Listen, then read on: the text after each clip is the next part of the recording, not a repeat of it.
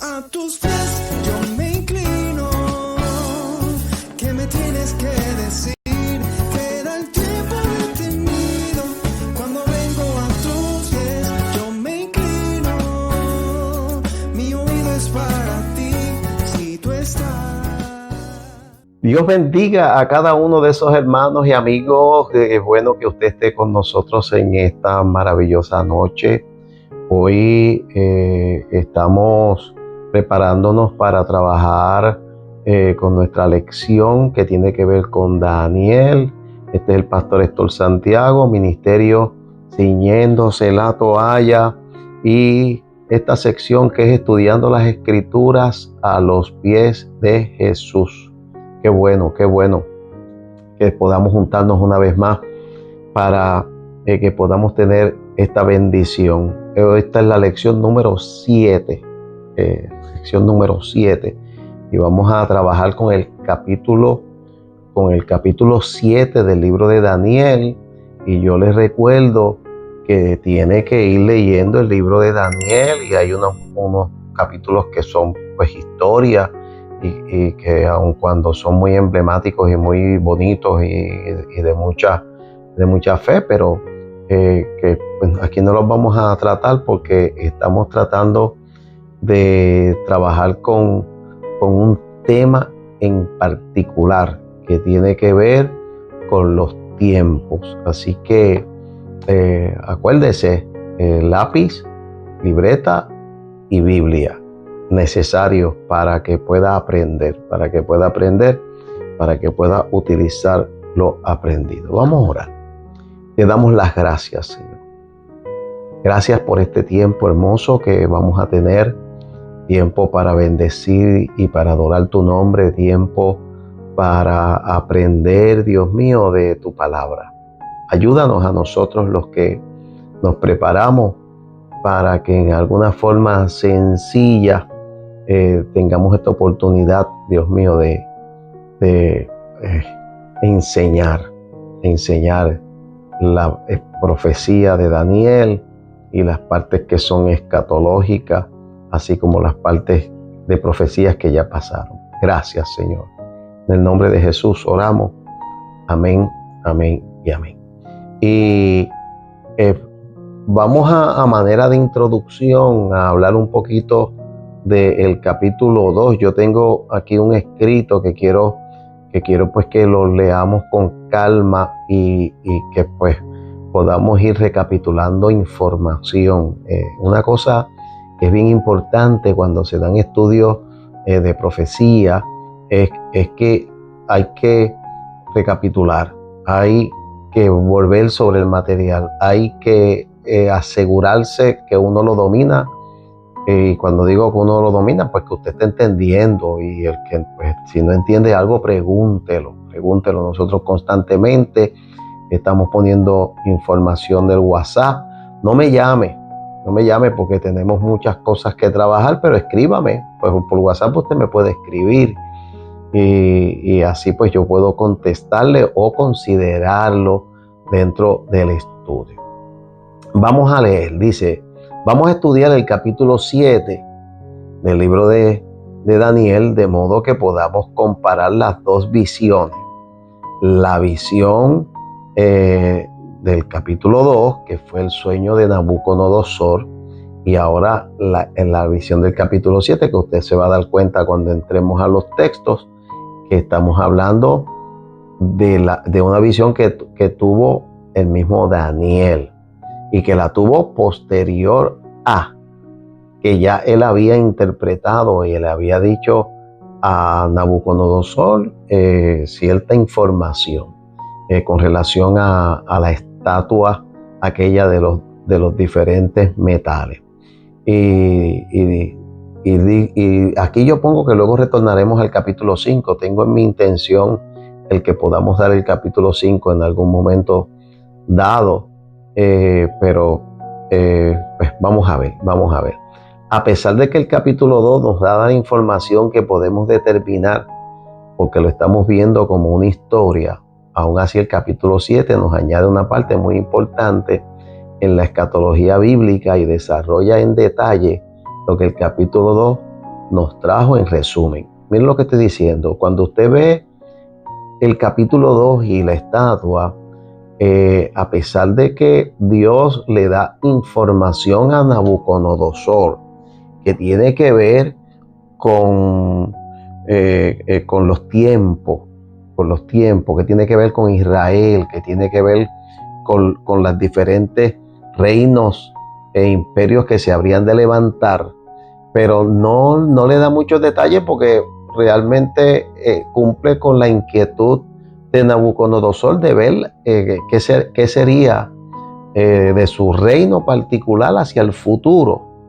Ya Dios le está diciendo, pues tu reino va a tener su fin y va a venir otro reino y después va a venir otro más y luego va a venir otro más y hasta que se siente el que va a reinar eternamente. Entonces le especifica, eso yo lo especifico en el capítulo 2. Cuando di el capítulo 2, usted puede ir allí. Esa es la ventaja de estar grabando, que usted va allí, lo ve y se va a poner al día de lo que se le dijo a Nabucodonosor. Dice, veamos el resumen del capítulo 2 y el sueño de Nabucodonosor. Y en el sueño de Nabucodonosor, yo pongo, se expone la secuencia de poderes sobre la tierra, empezando, no empezando antes de Nabucodonosor, porque no es una historia, no es un chart como el que yo hago, no es un bosquejo. Y le están diciendo, tú eres la cabeza, y después pasará esto, esto y esto y esto. Y si usted se fija, desde Nabucodonosor hasta los años posteriores a Jesús, de estos imperios, estamos hablando sobre 1000 años. 1000 años. Luego, se habla un poquito allí en el capítulo 2 de los pies que son de hierro y son de barro, y los pies, pues que tiene 10 dedos, pero no se le da mucho énfasis más allá de que estamos hablando de un reino que se une por alianzas humanas y que tiene fortaleza y también tiene debilidad. No se le habla mucho, de hecho, no se le da mucho detalle. De hecho, no se le da mucho detalle a ninguno de los otros imperios como lo da el capítulo 7. Yo creo que por eso es que Dios le trae a Daniel el capítulo, no el capítulo 7, sino el sueño del capítulo 7, para darle detalles a Daniel, para usted y para mí, porque Daniel, yo lo dije y lo reitero, no sale de Babilonia, no sale de Babilonia. Él es llevado a Babilonia y se quedará en Babilonia 70 años cuando empieza a regresar el pueblo de Judá a la Palestina o a Jerusalén o de la manera, ¿verdad?, que usted quiera figurarlo. Pero Daniel no regresa, no lo va a ver usted en Nehemías, en ningún lado. Así que, pues desde ese punto de vista, la información Dios la está provocando para los libros proféticos. Hay información que Dios ha provisto para que estén en los libros de la Biblia y para que en esa biblioteca nosotros pues podamos consultar lo que es el pasado, lo que es el presente y tener fe en que hay una palabra hacia el futuro, hacia nuestro futuro. Así que en cuanto se nombran esos 3 imperios, pero usted va a notar que en el capítulo 7 se le da más énfasis, más importancia a la bestia, a la última bestia, que es Roma, esa parte de Roma, e incluye dentro de esa información, usted va a ver que se va a incluir una información del anticristo, que yo esté pendiente cuando yo esté hablando de Grecia y que voy a levantar ahí una información de Antíoco Epífanes como un anticristo, pero sin embargo el anticristo que refleja, que revela ese capítulo 7 está después de Roma, por lo tanto no es Grecia, no está en Grecia, aun cuando nosotros sabemos que en la historia se levantan muchos anticristos. Y yo creo que a veces es un pensamiento que a mí a veces me ha pasado por la mente, de que Satán también pues escudriñando las escrituras, porque Satán escudriña las escrituras y escudriña las profecías y está pendiente de lo que allí dice que va a pasar. ¿Entiendes? Él sabe y trata de boicotear eso en el camino. Trata de levantar unos eventos que entonces el pueblo de Israel, sobre todo, pues mira y dice, no, pues esto ya pasó. Esto que dice esta profecía ya pasó. Y lo ubica en un tiempo que no es el correcto, porque está camuflajeando y escondiendo los tiempos del fin donde se va a manifestar. Lo que pasa que nosotros, y esto lo digo como un adelanto y como un comentario, pero el Espíritu Santo y la iglesia están en el mundo para batallar contra las huestes de Satanás. Así que tenemos como una importancia, ¿verdad?, en lo que hacemos. Primero voy a leer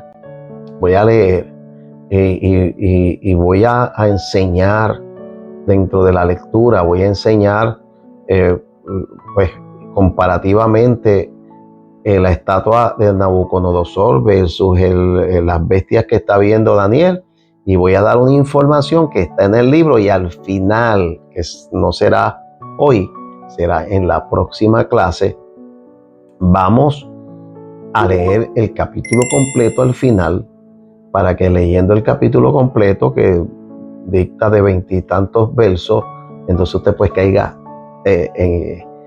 vamos a decir, al día de toda la información que yo he ido dando. Pero vámonos poco a poco, porque recuerde que esto a veces pues no quiero dar una clase de instituto, quiero dar una clase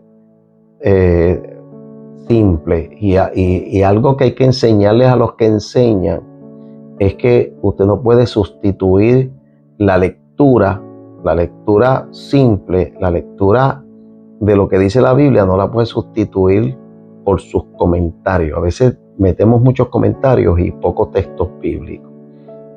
Y así pues yo creo que es mejor que leamos y que vayamos figurando lo que está viendo primero el que está dentro de la historia, y luego pues obvio, como estamos nosotros en el año 2025 y estamos 2000 años después de Jesucristo, pues ya podemos ir y ver la historia y decir, esto se refiere a esto y esto se refiere a esto. Vamos. Así que dice, mire, el verso 1. En el primer año de Belsasar, rey de Babilonia, tuvo Daniel un sueño y visiones de su cabeza mientras estaba en su lecho. Luego escribió el sueño y relató lo principal del asunto. Y usted ve que dice en el año primero de Belsasar. Eso lo hace para ubicarnos en el año 553 a.C. aproximadamente, que es el año de Belsasar. Y yo le adelanto, y esto sí pues lo tengo que hacer como enseñanza, porque la Biblia amarra a Belsasar como el hijo de Nabucodonosor. Fíjese que ya para este año, estamos hablando del año primero de Belsasar, ya pues los años de Nabucodonosor habían pasado y ahora está Belsasar, pero Belsasar realmente es un nieto, no es un hijo de Nabucodonosor, sino su nieto. Hay un nabodino que es padre de Belsasar y que realmente era el rey de Babilonia, pero que utiliza a Belsasar como un corregente, porque él está fuera de Babilonia en lo que es pues las batallas y que pues siguen tratando de extender su reino. Así que estamos hablando de aproximadamente 553 antes de Cristo. Eso es lo que quiere decir ese verso. Y usted, pues cuando está haciendo un estudio, sencillamente pues lo puede buscar en una enciclopedia y hay ahora muchos recursos también de internet que le pueden ayudar. Obvio, no son tan exactos, pero nos dan una idea, Dice el verso 2, Daniel dijo, y ahora él va a explicar lo que él vio en el sueño. Miraba yo en mi visión de noche, y aquí que los 4 vientos del cielo combatían en el gran mar, y 4 bestias grandes, diferentes la una de la otra, subían del mar. Mire, nosotros a veces tenemos la tentación de coger cosita con cosita y sacarle filo a que si los 4 vientos del cielo y el gran mar, pero realmente haciéndolo de una forma simple, yo les voy a dar 2 versos. Uno es Isaías capítulo 17 y verso 12.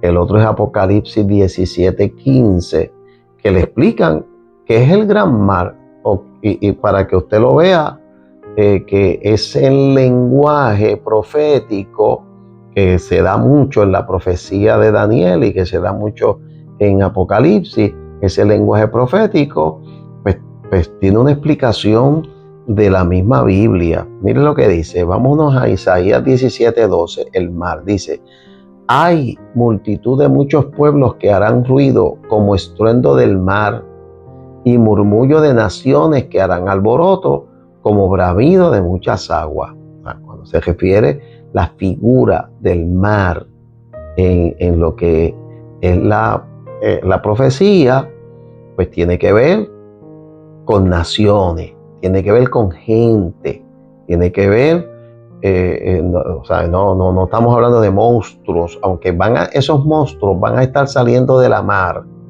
pero lo que quiere decir es que hacen una marca, un señalamiento directo a lo que son las naciones del mundo. Estamos en las naciones del mundo. Mira lo que dice Apocalipsis 17:15, que nos da una idea bien clara de este dato, que yo lo estoy usando para Daniel, pero es porque en el capítulo 17 de Apocalipsis pues también habla esa figura y dice: me dijo también, está hablando allá en Juan, las aguas que has visto donde la ramera se sienta son pueblos, muchedumbres, naciones y lenguas. Este capítulo lo que está diciendo, en otras palabras, mira, esto que está viendo Daniel tiene que ver directamente con el mundo que vivimos, con nuestro mundo, con nuestros tiempos, con nuestras edades, con naciones, con pueblos, con idiomas, con lenguas. De eso es que se trata. Y lo tienen en figuras de bestias, que hay que interpretarlas. Nosotros pues la interpretamos muy fácil porque ya pasaron. La mitad de las cosas que yo diga aquí son cosas que ya pasaron. Y pues le puedo buscar una figura y buscar a qué se refiere por esa facilidad, pero cuando estemos en Apocalipsis, que tengamos cosas que no han pasado, entonces pues no es tan fácil. Ahí es donde la gente especula y de la gente dice que aquello, que lo otro, y necesariamente no es, aun cuando se pueda acercar uno, pegarse a uno y dar una idea.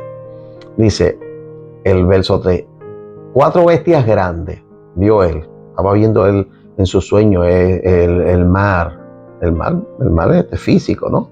Mar físico, y empiezan a salir unas bestias diferentes la una de la otra, y de donde subían era del mar. Y yo le añado el verso 17 rapidito de este capítulo 7, el verso 17, que luego pues tal vez lo veamos un poquito más tarde o la próxima clase, pero para definir rápido, dice: estas 4 grandes bestias son 4 reyes que se levantarán en la tierra. Mire, tan sencillo,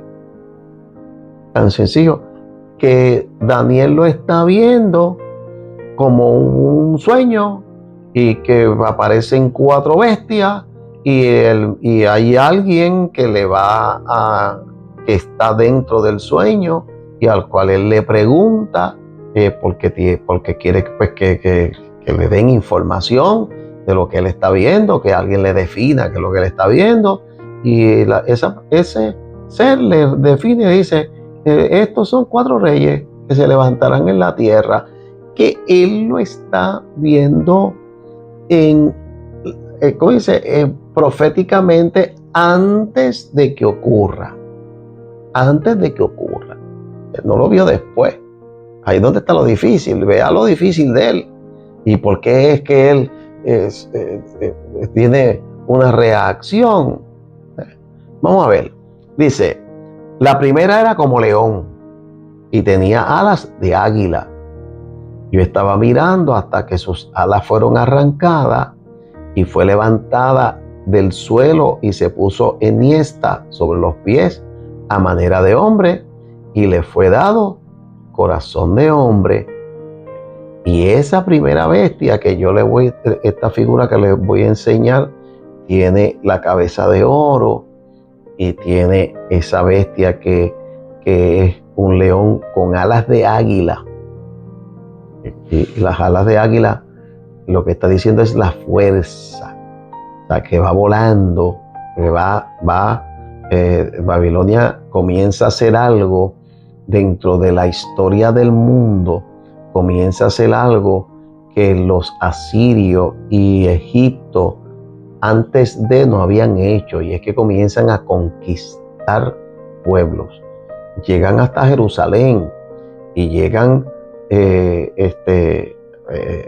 vamos a decir, a conquistar la Palestina, pero no tan solamente eso, sino que pues comienzan a expandirse.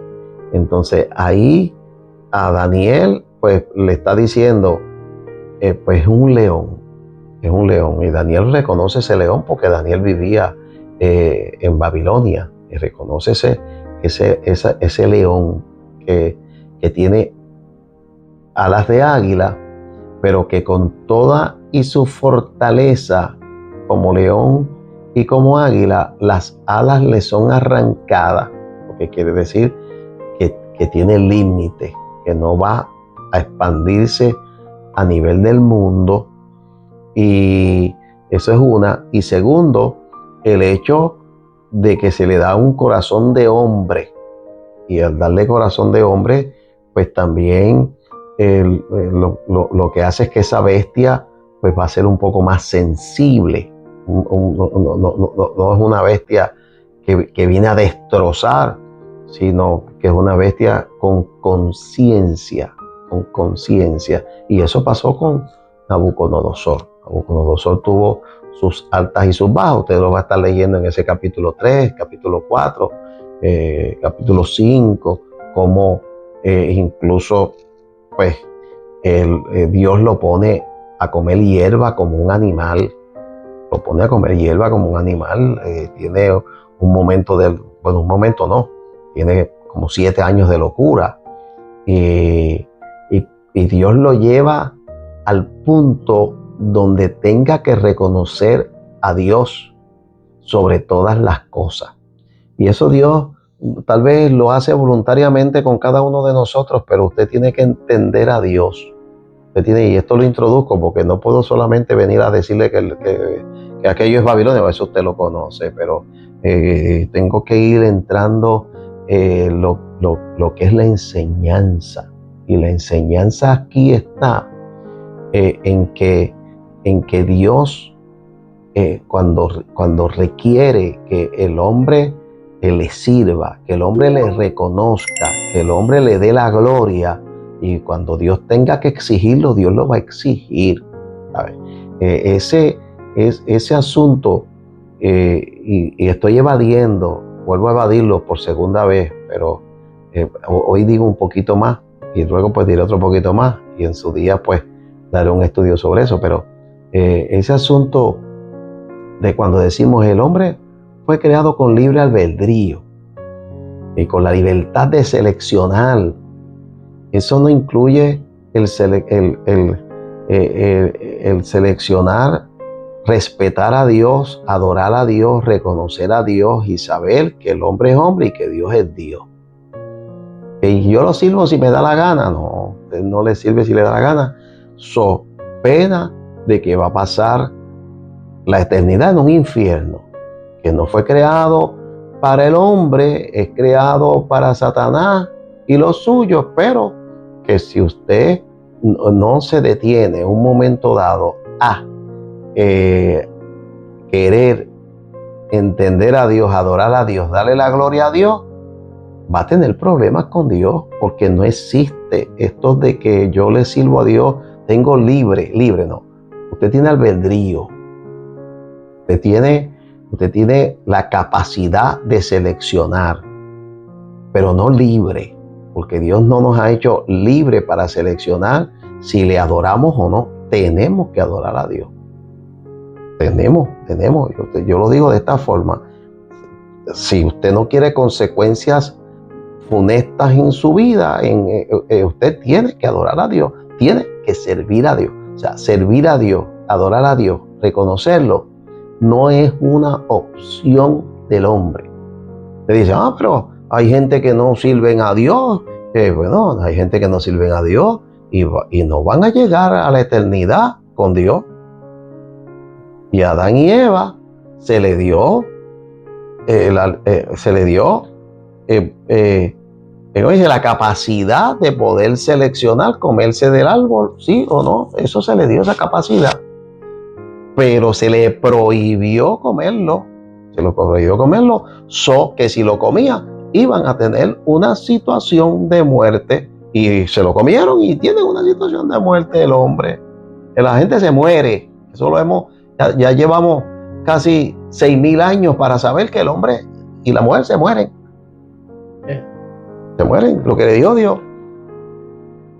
Por lo tanto, tenemos que ir aprendiendo de todas estas cosas. Tenemos que ir aprendiendo de que Nabucodonosor pues, tuvo que reconocer a Dios. Se le dio ese corazón de hombre. Voy a enseñar la figura comparativa, aunque las voy a enseñar todas ahí, ¿verdad? Y también voy a enseñar un mapita que usted va a ver y esté bien pendiente, aunque luego usted le puede dar para atrás al video y darse cuenta qué fue lo que conquistó Babilonia. Le voy a enseñar lo que conquistaron los demás también, para que usted pues pueda tener una idea, por lo menos, y le pongo una tablita aquí, que pues para que usted sepa, que es la Mesopotamia. ¿Dónde se quedó Babilonia? Babilonia entró en Mesopotamia.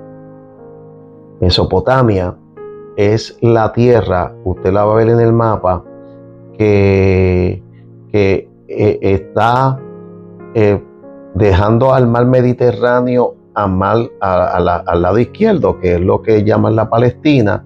Sigue subiendo hasta en las lecciones que nosotros hemos dado de Ur, de los caldeos, de Aram, de esa área de Padán Aram, y tirando hacia la derecha a lo que es el río Tigris y el Éufrates, y por ahí lo que era Babilonia, que era Irak,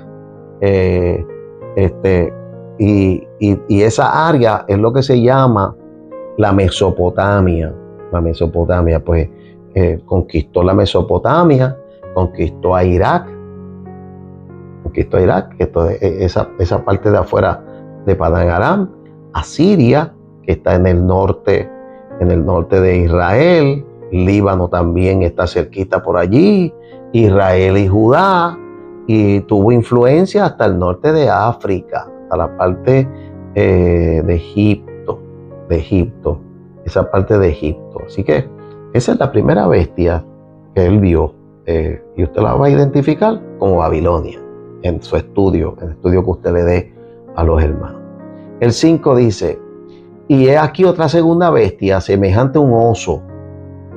Fíjese que allá a Nabucodonosor le hablaron de plata, un metal que era semejante a la plata. Este dice un oso, la cual se alzaba de un costado más que del otro. O sea, estaba inclinada. y tenía en su boca 3 costillas entre los dientes.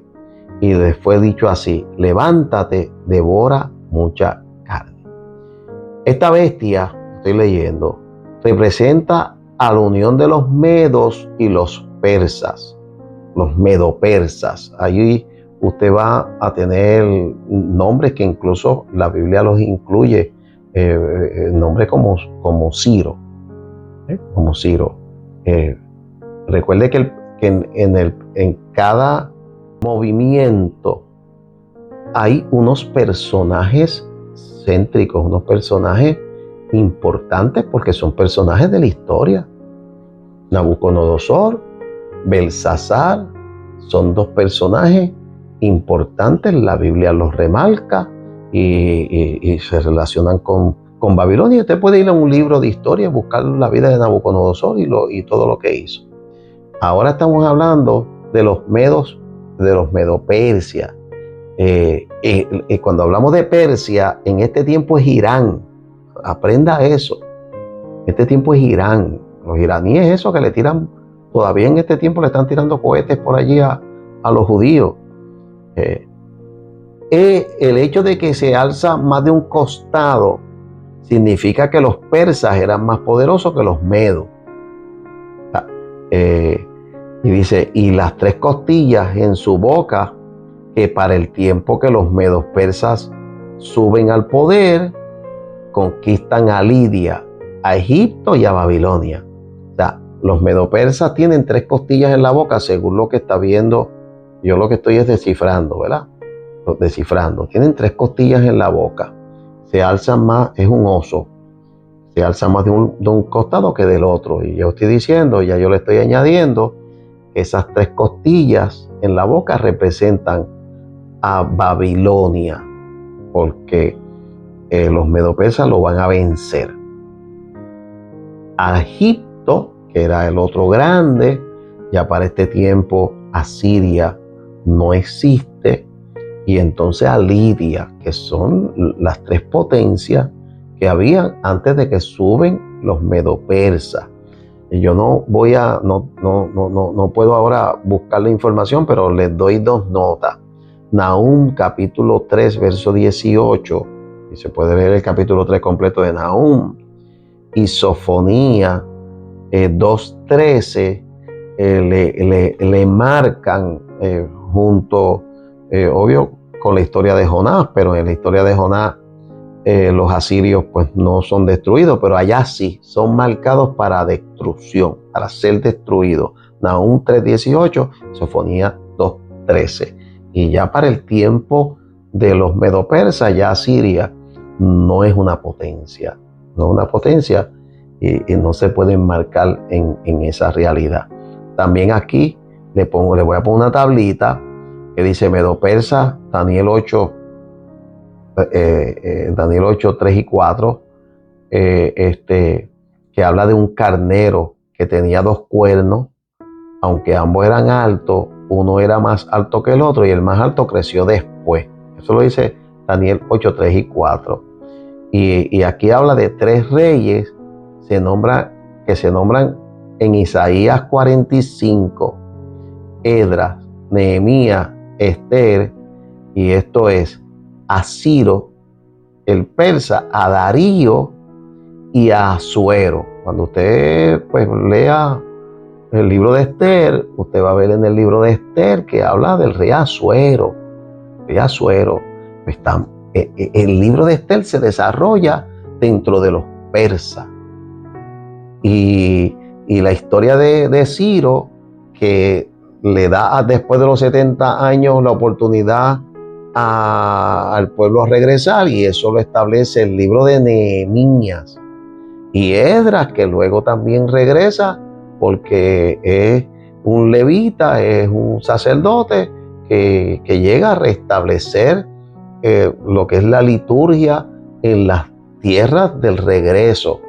Así que, nada, lo que le estoy tentando a que usted pues se ponga a leer la Biblia y se lea Esdras, Nehemías y Esther, pero yo le ubico de que donde está esos tres libros y los nombres que usted va a encontrar allí, estamos en los medo-persas, en ese periodo de los medo-persas.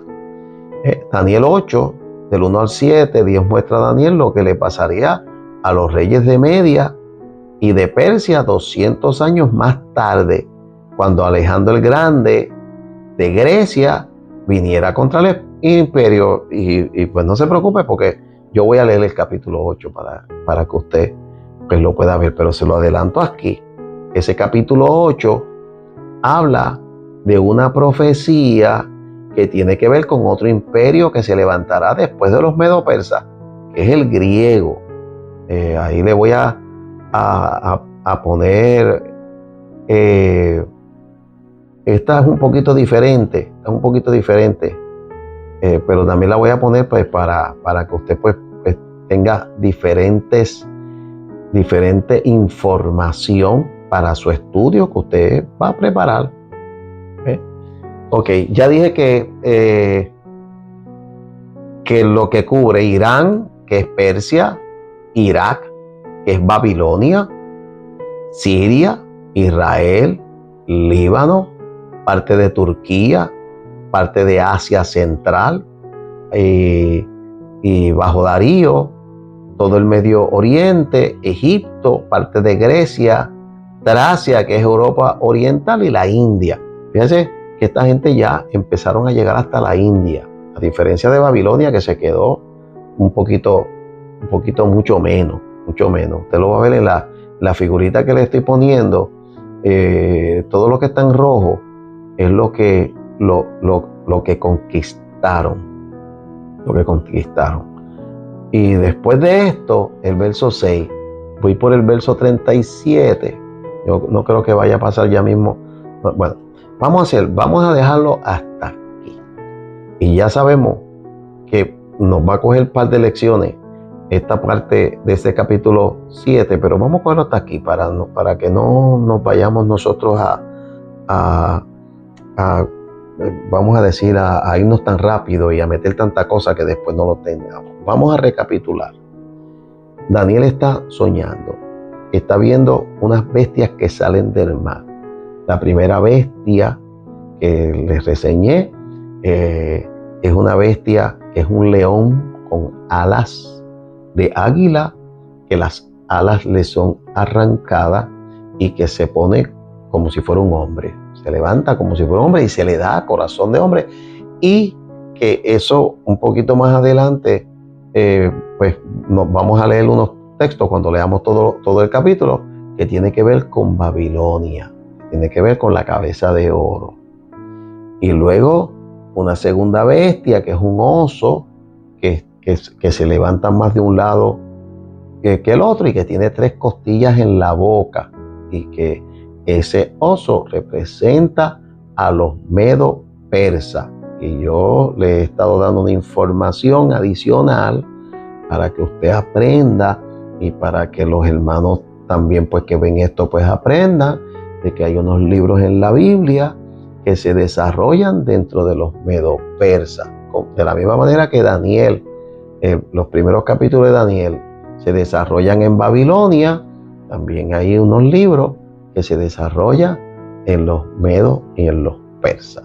Hasta aquí nos vamos a quedar, y en el próximo pues vamos a entrar en el verso número 6, porque en el verso número 6 vamos a la tercera bestia que él está viendo.